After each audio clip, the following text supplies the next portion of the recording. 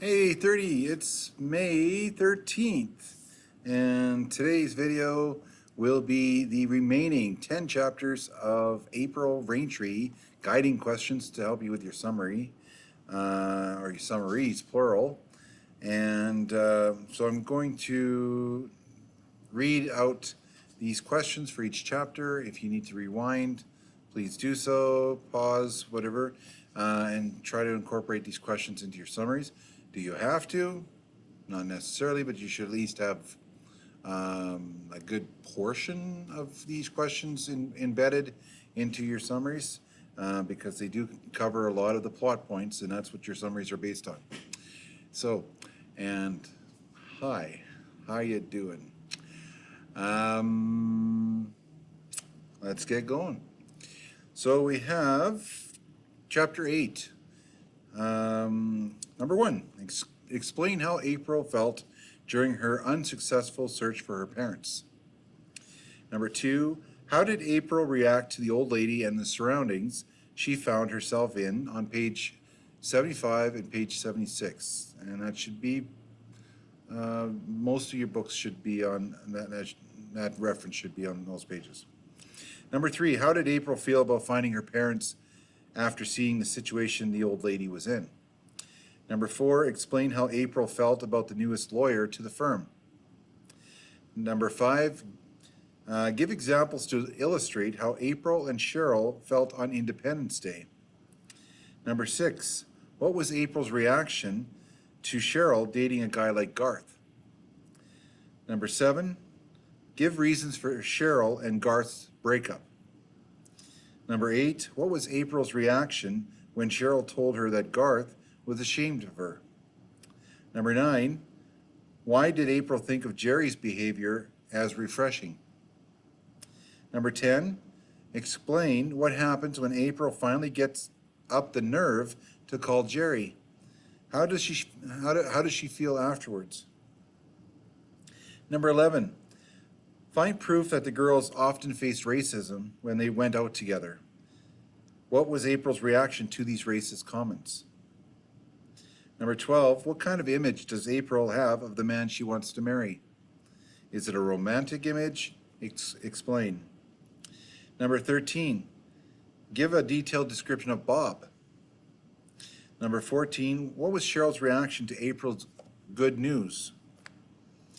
Number 15, why do you think that Cheryl had never mentioned knowing that April was ashamed of being Métis? Chapter 9.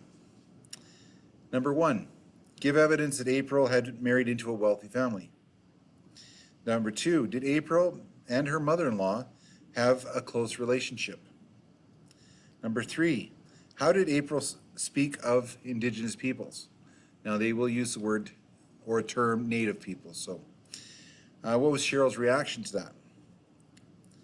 Number 4, what did people at the party do or say to reveal their prejudices towards Native people or Indigenous people? How did the girls react? Remember the context of the novel. Number 5, give examples to show that Cheryl is disgusted with April's new lifestyle. Number 6, explain what April and Cheryl's argument is about. Number 7, why, in your opinion, does April neglect to tell Cheryl the truth about their parents? Chapter 10, what profound statement does April say about her life near the beginning of chapter 10?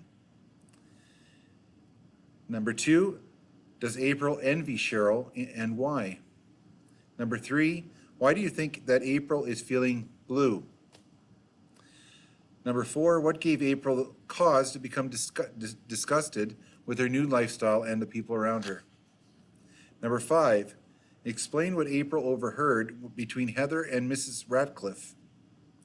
Number 6, what actions does April take in light of this newly acquired information? Number 7, April is having difficulty contacting Cheryl in chapter 10. What do you think has happened to Cheryl? Why has she been avoiding April? Number 8, how does April finally find out where Cheryl is? Chapter 11. Number 1, How does April react when the doctor asks her if Cheryl has a drinking problem? Remember the issues that both April and Cheryl are facing in this novel. Number 2, describe Cheryl's appearance when April visits her hospital room. Number 3, what was April's reaction to finding out that Cheryl had quit university? Number 4, give evidence to show that April was concerned for her sister. Number 5, why do you think Cheryl lied to April in her letters? Number 6, what reasons did Cheryl give for quitting university? Number 7, was Mark a good influence on Cheryl? Why or why not? Number 8, do you believe that Cheryl is afraid of Mark? And if so, why? Number 9, describe the area surrounding Cheryl's apartment. Number 10, what were April's first reactions when the men attacked her? Number 11, what did April do to finally free herself from the vehicle? Number 12, why do you think so many female rape victims refused to testify in court? And that's still an issue to this day. Number 13, how do you think April felt as she testified in court? What was the result? What did April find out that shocked and humiliated her? Okay.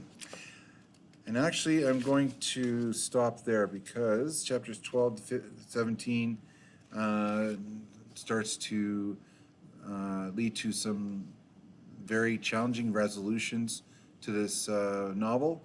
And if you do need some help with those chapters, please let me know. But again, these are very challenging issues, and we have hit our climax of the story as well. So things are coming to a head for both April and Cheryl. Now, where they go from there, that's the big issue that needs to be solved and figured out. So I'm going to leave chapters 12 to 17 actually in your capable hands. But if you do need some guidance on those chapters, please let me know.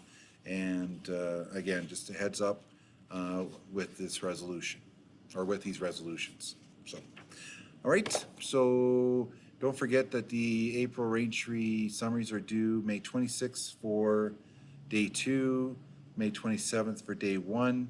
If you're doing the April Raintree final exam, that's the major project with the 3 questions. I posted that in Google Classroom. Please check that out and get that completed on the same day. If you're not going to do April Raintree as a final exam, then you are going to have to do it for outside circle. Okay? Please take into consideration the issues facing Indigenous peoples in courts and again, the prejudices that are there. That's prejudging, okay, and just the discrimination that continues and segregation that is in place in our justice system. Okay. All right. We'll leave it at that. So if you have any questions, please let me know, and we'll catch you in the next video. Take care. Be safe.